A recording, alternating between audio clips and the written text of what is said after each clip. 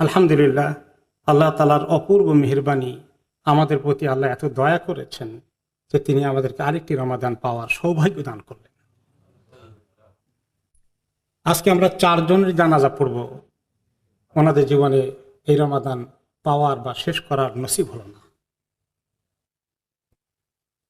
আমাদের এই প্রথম কাতারে অনেকেই নামাজ পড়েছিলেন গত রমাদানে। আমাদের অনেক পুরনো পরিচিত মুরব্বীরা নেই আজকে, এবং আমাদের জীবনে এটা হতে পারে শেষ রমাদান। আমরা যখন নামাজ পড়ব সেটা যেন মনে করি যে আমার জীবনে শেষ নামাজ হতে পারে, এটা কাজে একটু ভালো করে করি। ঠিক তেমনি যখন আমরা এই রমাদান পাই, মনে করে নিতে হবে হয়তো এটা আমার জীবনের সর্বশেষ রমাদান। কি করে এই রমাদান থেকে আমি সর্বোচ্চ ফায়দা নিতে পারি। আল্লাহ তাআলা এই মাসটাকে যে কত বরকতময় করেছেন, কত শান দিয়েছেন, কত ফজিলত এই মাসের। সে এই মাসকে আল্লাহ বেছে নিয়েছেন কোরআন নাজিল করার জন্য, নবুয়ত দান করার জন্য, ওহী দেওয়ার জন্য। এই মাসকে তিনি বেছে নিয়েছেন। এই মাসকে প্রতিটি দিনকে রোজা রাখার জন্য আল্লাহ তাআলা আমাদের জন্য ফরজ করে দিয়েছেন। আর রাতের ইবাদতের জন্য আল্লাহ তাআলা আমাদেরকে এই সুযোগ দিয়েছেন এবং আহ্বান করেছেন। রমাদান এবং রোজা এমন একটি ফজিলত যে ক্ষুধা নিয়ে যখন কষ্টে থাকি, মুখে একটু যে স্বাভাবিক ক্ষুধার থেকে একটু দুর্গন্ধ বেরিয়ে আসে, আল্লাহ তাআলা তার কাছে এই সুগন্ধটাকে আল্লাহ তাআলা এমন পছন্দ করেন, মিশকে আতরের চেয়েও বেশি পছন্দনীয়। আমরা এগুলো শুনেছি, একটু নিজেদেরকে মনে করিয়ে দিই আবার কি মহান নিয়ামত আমাদের হাতে কাছে এসেছে। যতক্ষণ পর্যন্ত না রোজাদার ইফতার না করেছে, সারাটা দিন ফেরেশতাগণ তার জন্য আল্লাহর কাছে ইস্তেগফার করছেন, দোয়া চাচ্ছেন, রহমত চাচ্ছেন, তাকে মাফ করে দেওয়ার জন্য ফরিয়াদ করছেন। প্রতিটি দিন আল্লাহ তাআলা এই রমাদানকে সাজান, জান্নাতকে সাজান রমাদান মাসে, প্রতিদিন সাজান। কোন কোন হাদিসে এসেছে। আর বলেন যে শোনো, জান্নাত সময় হয়ে আসছে, অচিরেই আমার নেককার বান্দারা তাদের জীবনের সমস্ত দুঃখ কষ্ট যা তারা এগুলো এখন মোকাবিলা করছে, সবগুলো তাদের শেষ হয়ে যাবে এবং তারা তোমার এখানে মেহমান হিসাবে আসছে। এবং আল্লাহ তাআলা প্রতিটি রমাদানেই আর রমাদান আসলেই জান্নাতের দরজাগুলোকে খুলে রাখেন, জাহান্নামের দরজাকে বন্ধ করে দেন। এবং আল্লাহ তাআলা শয়তানদেরকে কিছুটা কন্ট্রোল করার জন্য বন্দী করে রাখেন, যাতে আমরা একটু ইবাদতের জন্য সুযোগ পাই। এই মাসের প্রতিটি নেক কর্ম অনেক গুণ বেড়ে যায়, স্বাভাবিক পর্যায়ে থাকে না। অনেক গুণ প্রতিটি মাসের, প্রতিটি দিনের, প্রতিটি রাতের এই রমাদানের ইবাদতের মর্যাদা সওয়াব আগের মতো থাকে না, অনেক গুণ বেড়ে যায়, অনেক গুণ বেড়ে যায়। এবং এই জন্য এই মাসে ভ্যারাইটিস অফ ইবাদতে নিজেকে কিভাবে ব্যস্ত রাখা যায়, সালফে সালেহিনের আন্ডারস্ট্যান্ডিং যেটা ছিল, ইমাম জোহরি রহমতুল্লাহ আলী বলেন যে রমাদানে একবার তসবিহ পড়লে সেটা সওয়াব এত বেশি হয়ে যায়, অন্য সময় 1000 তসবির চেয়েও রমাদানের একটি তসবির সওয়াব অনেক গুণ বেড়ে যায়। ঠিক তেমনি দোয়া, তওবা, ইস্তিগফার, কোরআন তেলাওয়াত, প্রত্যেকটি আমলের ইবাদতের যে সওয়াব পরিমাণ অনেক গুণ বেড়ে যায়। কাজে আমাদের সামনে একটি অস্বাভাবিক, অসাধারণ সময় এসেছে। কিভাবে এর প্রতিটি মুহূর্তে কাজে লাগানো যায় সেটার জন্য আমাদের প্ল্যান থাকা দরকার। প্রতিটি রাত্রেই আল্লাহ তাআলা, কোন কোন হাদিসে এসেছে, প্রতিটি ইফতারের মুহূর্তে আল্লাহ তাআলা প্রচুর লোককে জাহান্নামের থেকে মুক্তি ঘোষণা করে দেন। এটা প্রত্যেকটি রাতেই ঘটে, আর সর্বশেষ রাতে আরো অনেক বেশি করে ঘটে যায়। সাধারণ ক্ষমা এবং জাহান্নাম থেকে মুক্তির ঘোষণা, এই সুসংবাদ নিয়ে আসে রমাদান। এই মাসকে আল্লাহ বেছে নিয়েছেন লাইলাতুল কদর দেওয়ার জন্য। এই মাসের রোজা এবং যে কিয়ামুল লাইল, এই দুটোর ফজিলত সম্পর্কে আমরা হাদিস শুনেছি যে তাদের জন্য, তারা এইভাবে এই মাসের রোজা রাখে এবং কিয়ামুল লাইল করে, তাদের গুনাহগুলোকে আল্লাহ তাআলা মাফ করে দেন।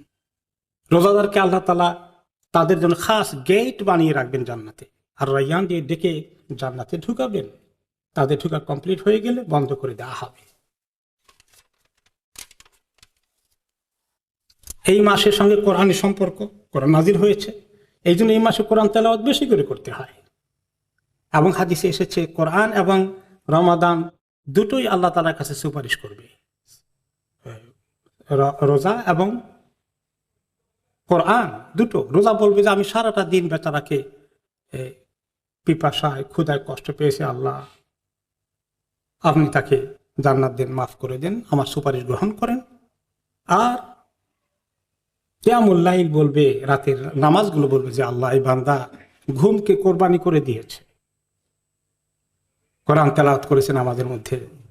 এই কোরআন এবং রোজা সুপারিশ করবে এবং হাদিসে এসেছে তাদের সুপারিশকে কবুল করা হবে।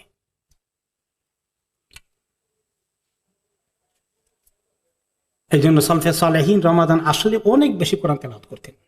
ইমাম জোহরি রহমতুল্লাহ আলাই, তিনি যখন এই রোজা আসতো তিনি বলতেন এই মাস হচ্ছে কোরআন তেলাওয়াতের মাস, আর বেশি করে মানুষকে দান খয়রাত, খাবার দাবার, ইফতার করানোর কাজ এই মাস। বিশেষ করে যারা অভাব অনটনে অসহায় আছে, এই তাদেরকে খাওয়ানো আর কোরআন, এই দুটোর স্পেশাল মাস হচ্ছে রমাদান। ইমাম মালিক রহমতুল্লাহ আলী যখন রমাদান আসতো তিনি হাদিসের ক্লাস বন্ধ করে দিতেন আর নিজে কোরআন নিয়ে বসে যেতেন, কোরআন তেলাওয়াত করতে থাকতেন। এই হলো এই মাসের ফজিলত সম্পর্কে। আরো অনেক কথা আপনারা শুনেছেন। একটু নিজেদেরকে আমরা মনকে চাঙ্গা করি, একটুখানি উৎসাহ উদ্দীপনার সাথে রমাদান এর আমলকে পালন করার জন্য আগ্রহ নিয়ে এগিয়ে আসি। এই হলো একটা দিক। 2 নম্বর দিক আজকে ফোকাস করতে চাই, সেটা হচ্ছে রোজা একটি বাহ্যিক দিক আছে, আরেকটি আভ্যন্তরীণ দিক আছে, একটা আত্মিক দিক আছে, একটা শারীরিক দিক আছে। শারীরিক 3টা কাজ থেকে দূরে থাকলেই রোজা হয়ে যায়, আমরা জানি সেটা। কিন্তু এখানেই রোজা সীমাবদ্ধ নয়। আসল রোজা তো হচ্ছে রূহের রোজা। আসল রোজা হচ্ছে মানুষের কে সমস্ত গুনাহ থেকে দূরে রেখে নিজেকে কিভাবে গুনাহ থেকে দূরে রাখা যায়, আর সেই গুনাহ থেকে দূরে রাখার কাজটাই তো হচ্ছে আসল তাকওয়া, লাআল্লাকুম তাত্তাকুন। এখন গুনাহ কোন কোন তরিকায় আসে? অনেক কিছু সুস্পষ্ট কবিরা গুনাহ আছে, অনেক হারাম আছে, হয়তো আমরা করি না।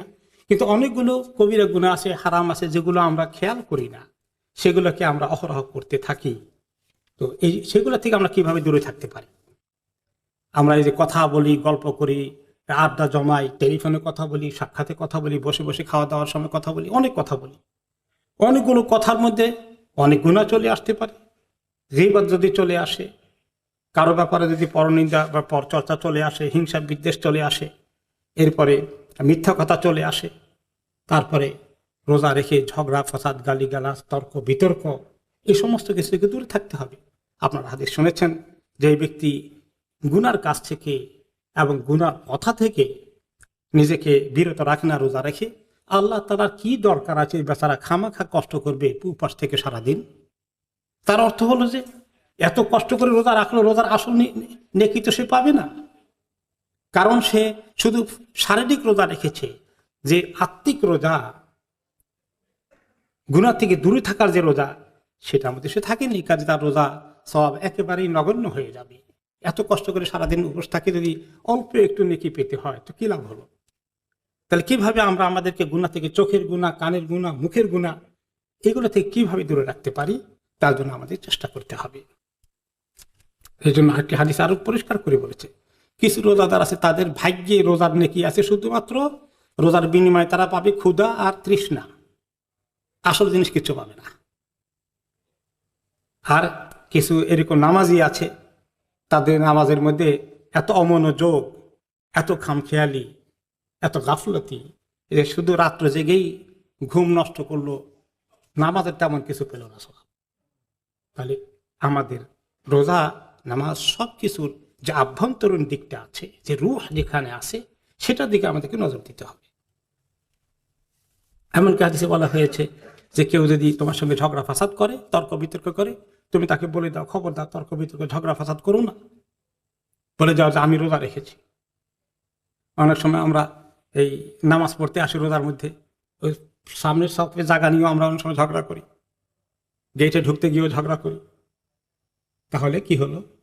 আমাদের নামাজ রোজা অনেক ক্ষতিগ্রস্ত হয়ে যাবে। আসুন আমরা এই যে আমলগুলো আছে আল্লাহ তাআলা আমাদেরকে দিয়েছেন, কত রকমের সুযোগ আর এত পরিমাণ বাড়িয়ে দেবেন, সেগুলোর জন্য আমরা একটু গুরুত্ব সহকারে পরিকল্পনা করি, যেটা আমরা আগে বলে এসেছি, এবং প্রতিটি দিনকে প্রতিটি রাতকে আমরা গরিমাত মনে করে এই সময় কাজে লাগাই। আর যেভাবে কোন কোন গুণাতে আমরা নিমজ্জিত আছি সেগুলো থেকে কিভাবে নিজেদেরকে সতর্ক রাখি, দূরে রাখতে পারি, যদি একটি মাস এরকম প্র্যাকটিস করতে পারি, তাহলে আশা করা যায় আমাদের জীবনে একটা সুন্দর অভ্যাস গড়ে উঠবে। এবং তাতে করে সেটাই হচ্ছে চান আল্লাহ তাআলা আমাদের কাছে, ওইটাই হচ্ছে তাকওয়া, যে রোজার শেষে আমাদের তাকওয়া বেড়ে গেল। আল্লাহ তাকওয়া, আল্লাহ তাআলা আমাদেরকে তৌফিক দান করুন।